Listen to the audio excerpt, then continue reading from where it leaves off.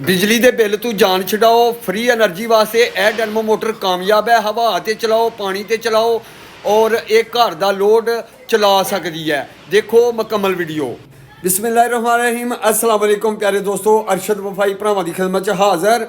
Video मुकम्मल वेखो, channel नूं subscribe जरूर करिया जी प्यारे दोस्तों। यह जी डैनमो मोटर जिहड़ी तुहानूं 3-3.5 लाख रुपए की विंड पावर मिलती है ना, वो तुसी जुगाड़ दे नाल यह डैनमो मोटर तो बना सकते हो। यह जुगाड़ ना बनाई गई है जी विंड टरबाइन तुसीं चलती देख रहे हो उत्ते, वो ऐसे डैनमो मोटर की बनाई जे। और देखो यह कितना करंट दे रही है। ठीक है जनाब, इहो ही करंट देगी तुहानूं 300 चक्कर ते 300 वाट, 300 RPM ते 300 वाट करंट देगी तुहानूं। और तुसी ये विंड पावर बना के छत ते ला के 24 घंटे फ्री बिजली लै सकते हो, फ्री एनर्जी। जिवें सोलर प्लेट तुसीं लाई हुंदी है ना छत ते, और इस तरह इनू तुसीं छत ते रख दिओ, वो रख दिओ, तुहानूं दिन नूं करंट दिंदी है। यह तुहानूं 24 घंटे करंट देगी। यह तुसीं देख रहे हो जिहड़ियां उत्ते चल रही ना, ये विंड टरबाइनां इहदे दी बणियां ने। और इनू बनाने का तरीका इहो ही है कि किसी भी तुसीं मिस्त्री कोल लै जांदे हो, खरादिए कोल लै जांदे हो, उहदे कोलों इहदी सैटिंग करा के कड़ा बनवा के उहदे नाल तुसीं पर ला लैणे ने। पर ला के तुसीं इनू फिट कर लेना ते पर प्लास्टिक दे PVC पैप दे लग जांदे ने। और कोई एडा खर्चा नहीं तुहानूं, तुसीं समझो कि फ्री दे विच ही यानी कि सस्ते दे विच तुसीं विंड पावर बना लैनी, अगों फ्री 24 घंटे बिजली लै सकदे हो। यह तुसीं देख रहे हो कि यह देखो इहदा करंट कितना आ रहा है और एक किवें चल रही है।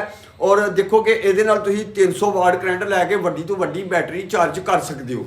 और जो तुसीं बैटरी चार्ज करोगे तुसीं उहनूं 220 वोल्ट ते भी कन्वर्टर ला के कन्वर्ट कर सकते हो। और प्यारे दोस्तों, यह डैनमो मोटर जे ये तुहानूं चाहिदी होए ते मिल भी सकती है। और वीडियो के एंड ते मैं नंबर दे देंगा, अगर किसी को चाहिए होए तो यह मिल सकती है।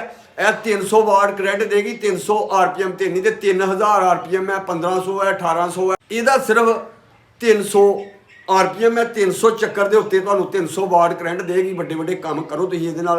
तुहाडे घर दे विच तुसीं 1 या 2 छत ते ला लो, तो 2 ला लो तो तुसीं वड्डे तो वड्डा घर भी चला सकते हो। जे 1 ला लो तो तुसीं 2-3 पखे और लाइटां तुसीं चला सकते हो। यह देखो ऐसे डैनमो मोटर की विंड पावर बनानी है तुसीं। और विंड टरबाइन बना के तुसीं लाओगे, इनू हवा ते चला लो, पानी ते चला लो, ये तुहानूं 300 वाट करंट देगी। वड्डी तो वड्डी बैटरी चार्ज करो तो लो, फिर वेखो कि यह किवें करंट आ रहा है।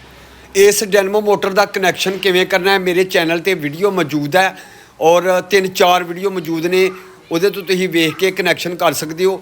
और ये डैनमो मोटर लवो तो अल्लाह खैर करे, तुसीं जिहड़ा ना कामयाबी दे नाल 300 चक्कर दे के इनू 300 वाट करंट लै सकते हो। बड़ी तो बड़ी बैटरी भी चार्ज कर सकते हो। मजीद इन्फॉर्मेशन लेना चाहते हो इस डैनमो मोटर के बारे च, तो ये तुहानूं इन्फॉर्मेशन मिल जाएगी। नंबर मेरा चल गया स्क्रीन पर, ये देख लो, तुसीं राबता करके इन्फॉर्मेशन लै सकते हो। विंड टरबाइन के बारे च हवा तो बिजली बनानी है या पानी तो बनानी है, तो मेरे को पुछो।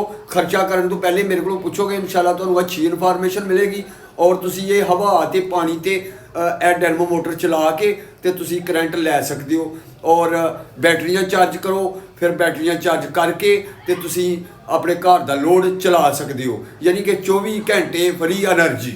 ठीक है, अल्लाह खुश रखे। नैक्सट वीडियो तक अरशद वफाई नूं दिओ इजाज़त, दुआवां च याद रखियो तो अल्लाह तुहानूं सदा खुश रखे। नैक्सट इस तों अच्छी वीडियो आने वाली है, मेरे चैनल को सबसक्राइब कर लो नवे व्यूवर। तो अल्लाह हाफिज़।